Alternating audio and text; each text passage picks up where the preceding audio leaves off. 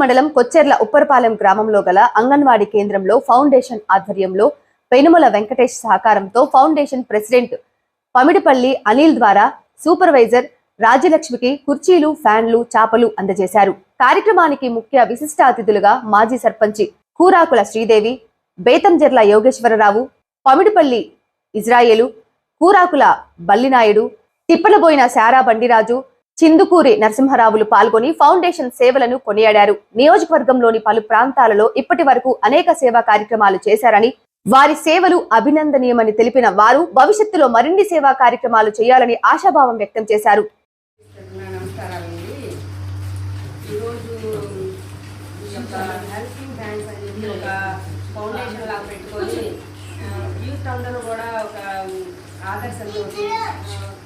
గ్రామాల్లోని ఊళ్ళకు కానీ ఇలా అంగన్వాడీ సెంటర్లకు కానీ వాళ్ళ యొక్క అవసరాలు ఏంటో